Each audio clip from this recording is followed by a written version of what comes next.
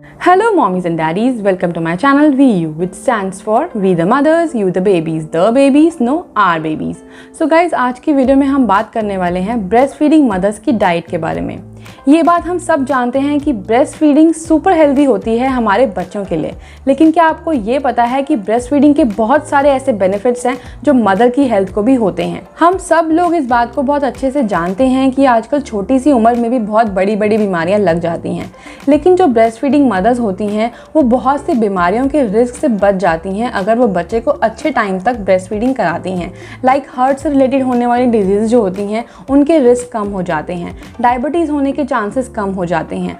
Mother's का stress बहुत relieve होता है जब वो बच्चे के साथ बॉन्डिंग बनाती हैं, बच्चे के साथ जो टाइम स्पेंड करती हैं, जो क्वालिटी टाइम वो स्पेंड करती हैं, उससे उनका रिलीव होता है स्ट्रेस। तो ये बहुत ही बेनिफिशियल होता है ब्रेस्ट फीडिंग कराना। इसीलिए कहते हैं कि 6 मंथ तक तो बच्चे को ब्रेस्ट फीडिंग ज़रूर करानी चाहिए। Breast milk is full of nourishing nutrients and protective compound जो हमारे बच्चे के इनिशियल 6 मंथ्स के लिए बहुत ही ज़्यादा ज़रूरी होता है। इसीलिए इसे गोल्ड स्टैंडर्ड माना गया है इन्फेंट के न्यूट्रिशन के लिए। इसे लिक्विड गोल्ड भी कहा जाता है और इसे प्रोड्यूस करने के लिए मदर्स की बहुत सारी एनर्जी यूज़ होती है और ये एनर्जी मदर को मिलती है न्यूट्रिएंट डेंस फूड से। तो इस वीडियो में हम यही बात करने वाले हैं कि मदर को ऐसी क्या डाइट रखनी चाहिए, अपने खाने में क्या क्या इंक्लूड करना चाहिए जो उसे प्रॉपर न्यूट्रिएंट्स दे और उससे बच्चे को बेनिफिट्स मिले।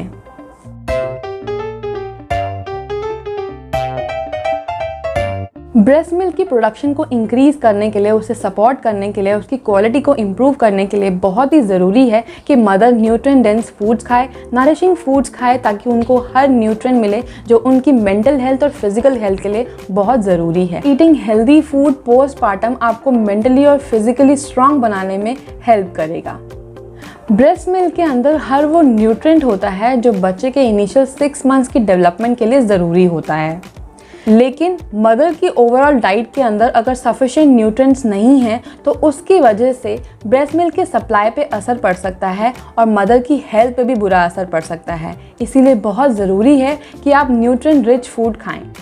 ब्रेस्ट मिल्क की कॉम्पोजिशन के अंदर 87% वाटर होता है, 3.8% फैट होता है, 1% प्रोटीन होता है और 7% कार्बोहाइड्रेट होता है, जो आपके बच्चे को 60 to 75 किलो कैलोरी प्रोवाइड करता है पर 100 ml। Unlike formula milk, breast milk का जो कॉम्पोजिशन होता है, जो कैलोरी कंटेंट होता है, वो बच्चे की नीड के अकॉर्डिंगली हर फीड पे चेंज होता रहता है।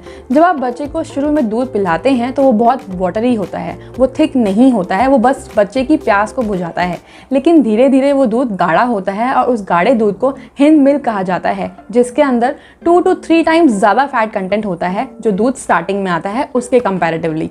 इसीलिए ऐसा कहा जाता है to get the most nutritious milk बच्चे को पहले एक ब्रेस्ट को खाली करने देना चाहिए, उसके बाद ही बच्चे को दूसरी ब्रेस्ट पे शिफ्ट करना चाहिए ताकि बच्चे को वो सब न्यूट्रिएंट्स मिले जो बच्चे को हिंद मिल्क से मिलते हैं। सो मदर्स, कभी आपने ये नोटिस किया है कि जब भी आप बच्चे को ब्रेस्ट फीडिंग कराते हैं तो उस टाइम पे आपके खुद के हंगर लेवल भी बहुत ही ज़्यादा पीक पर होते हैं, आपको बहुत ही ज़्यादा भूख लगती है, बहुत ही ज़्यादा प्यास लगती है। क्यों? क्योंकि ब्रेस्ट मिल्क बनाना बहुत ही डिमांडिंग होता है हमारी बॉडी के ऊपर। हमें वो सब कैलोरीज चाहिए होते हैं जो हमें कुछ स्पेसिफिक न्यूट्रिएंट्स से ही मिलते हैं, जैसे vitamin A, B12, D, C, selenium और जिंक। ये सब न्यूट्रिएंट्स हमारे खाने में होने चाहिए।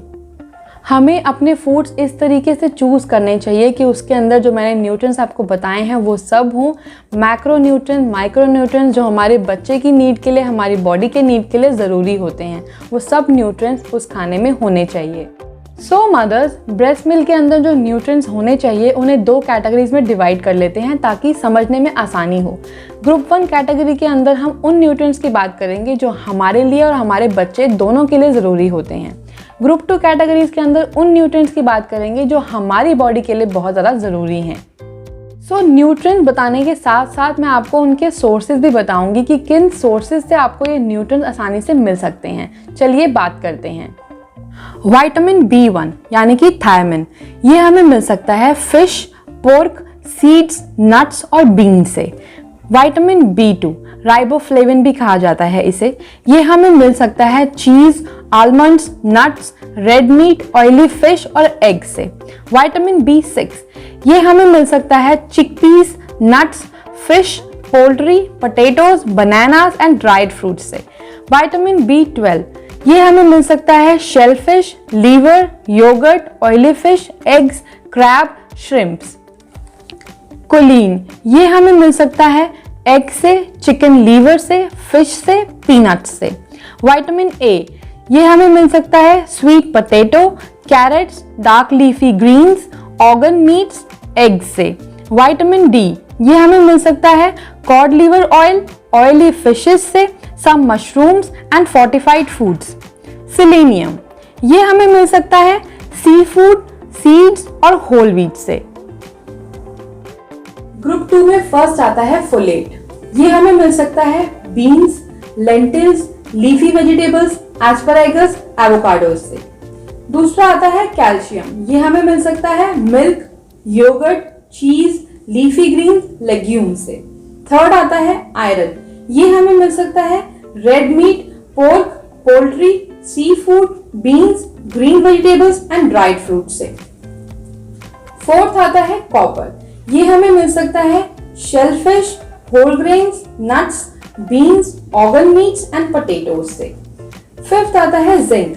ये हमें मिल सकता है ऑयस्टर्स से, रेड मीट से, पोल्ट्री से, बीन्स, नट्स और डेयरी प्रोडक्ट्स से।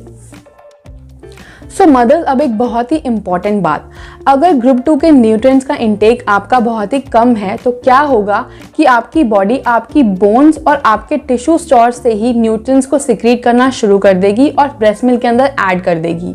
तो उससे आपके बच्चे को तो सारे न्यूट्रिएंट्स मिलेंगे जो आपके ब्रेस्ट मिल्क से बच्चे को मिलेंगे, लेकिन आपकी बॉडी के स्टोर्स के अंदर जो न्यूट्रिएंट्स होंगे वहाँ डिप्लीशन होना शुरू हो जाएगा, जो आपकी हेल्थ पे बुरा असर डाल सकता है। तो ऐसा बिल्कुल भी नहीं होना चाहिए। तो किसी भी न्यूट्रिएंट की डेफिशिएंसी बॉडी में नहीं होने देनी है। उसे अवॉइड करने के लिए आप सप्लीमेंट्स को ले सकते हैं, लेकिन एक बात का ध्यान रखना है कि जब भी आप सप्लीमेंट्स लें तो डॉक्टर से प्रिस्क्राइब करवा के ही लें। किसी रिलेटिव ने बोल दिया, किसी फैमिली मेम्बर ने बोल दिया, किसी फ्रेंड ने बोल दिया, किसी नेबर ने बोल दिया, उनके कहने पर कोई सप्लीमेंट नहीं लेना है। बिकॉज इन सप्लीमेंट्स के अंदर हर्ब्स होते हैं, ऐसे एडिटिव्स होते हैं जो ब्रेस्ट फीडिंग मदर्स के लिए बिल्कुल भी सेफ नहीं होते हैं। तो इस बात का ज़रूर ध्यान रखना है। तो सप्लीमेंट्स में कौन से सप्लीमेंट्स आते हैं, आइए उनके बारे में भी बात कर लेते हैं। First is multivitamins, second is vitamin B12। Vitamin B12 is super important water soluble vitamin जो बच्चे की हेल्थ के लिए और आपकी हेल्थ के लिए बहुत ही ज़्यादा ज़रूरी होता है ड्यूरिंग ब्रेस्ट फीडिंग। सो मदर्स, एक बात का ज़रूर ध्यान दीजिएगा कि अगर आप ऑलरेडी मल्टीविटामिन्स ले रहे हैं तो विटामिन B12 अलग से लेने की ज़रूरत नहीं है, बिकॉज मल्टीविटामिन्स के अंदर इतना विटामिन B12 होता है जो आपकी बॉडी की नीड्स को कवर कर देता है। तो डॉक्टर से ज़रूर पूछ लीजिएगा कि मल्टीविटामिन्स के साथ विटामिन B12 अलग से लेना ज़रूरी है या नहीं। Next supplement is omega 3 fats. ये हमें क्रिल ऑयल और फिश ऑयल से भी आराम से मिल सकता है। Omega 3 fats is essential for mother and fetal health. It's very crucial for the development of baby's nervous system, skin and eyes. अगर ब्रेस्ट मिल्क के अंदर बहुत ही ज़्यादा लेवल में DHA है तो बच्चे का विजन और बच्चे का दिमाग बहुत तेज़ होता है। Next supplement is vitamin D के सप्लीमेंट। ब्रेस्ट मिल्क के अंदर ये बहुत ही कम अमाउंट के अंदर होता है, इसीलिए विटामिन D के सप्लीमेंट डॉक्टर रिकमेंड करते हैं। विटामिन D का सबसे बड़ा सोर्स तो सन है, तो अगर आप धूप लेते हैं तो बहुत ही अच्छी बात है। Next supplement is folic acid. ये सप्लीमेंट तब भी दिया जाता है जब आप प्रेग्नेंट होते हो। प्रेगनेंसी में 600 mcg ज़रूरी लेना होता है, और जब आप ब्रेस्ट फीडिंग मदर्स होते हो तो हमेशा ये ध्यान रखो कि पूरे दिन में आप कम से कम 500 mcg फॉलिक एसिड ज़रूर लें। ये मिनरल बहुत ही क्रूशल होता है to prevent birth defects in early pregnancy, इसीलिए इस सप्लीमेंट को ज़रूर देते हैं डॉक्टर्स। फॉलिक एसिड के सप्लीमेंट खाने से आपके बच्चे का जो इन्फेंट पीरियड होता है वो बहुत अच्छे से निकलता है, बहुत पावरफुल होता है ये फॉलिक एसिड का सप्लीमेंट। इसके जो इफ़ेक्ट्स होते हैं वो बच्चे की ग्रोथ में आपको दिखते हैं, बच्चे की ग्रोथ बहुत अच्छे से होती है। Next supplement is calcium. अगर आप ऐसा फूड नहीं खा रहे हैं जिससे आपको प्रॉपर कैल्शियम मिल रहा है, अगर आप ये मिनरल छोड़ रहे हैं, आपकी बॉडी को नहीं मिल रहा है, तो आपकी बॉडी आपकी बोन्स में से ही इस न्यूट्रिएंट को चुराना शुरू कर देगी, क्योंकि उसे तो ब्रेस्ट मिल्क के अंदर वो न्यूट्रिएंट डालना ही है ताकि आपके बच्चे की बोन्स और उसका नर्वस सिस्टम अच्छे से नरिश हो। लेकिन आपकी बोन्स में से जब ये न्यूट्रिएंट्स निकल जाएंगे तो आपकी बोन्स कमज़ोर हो जाएंगी, आपकी हेल्थ पे इसका इम्पैक्ट अच्छा नहीं रहेगा। इसीलिए कैल्शियम सप्लीमेंट्स बहुत ज़रूरी हैं अगर आप ऐसा खाना नहीं खा पाते हैं जिनसे कैल्शियम आपको मिलता है। सो मॉमीज़, ये थी आज की वीडियो जिसमें हमने सिर्फ ब्रेस्ट फीडिंग मदर्स के न्यूट्रिशन के बारे में बात की है। अब अगली वीडियो में लेकर आऊँगी जिसमें मैं कुछ न्यूट्रिशन टिप्स आपसे शेयर करूँगी। उन्हें आप फॉलो करेंगे तो आप अपनी डाइट को बिल्कुल नेग्लेक्ट नहीं करेंगे और आपकी डाइट अगर हेल्दी रहेगी, न्यूट्रिशियस रहेगी, न्यूट्रिशनल रहेगी तो आपको भी बेनिफिट मिलेंगे और आपके बच्चे को भी बेनिफिट मिलेंगे। चलिए अब मिलते हैं अगली वीडियो में। तब तक के लिए stay safe, stay healthy and help each other in these tough times.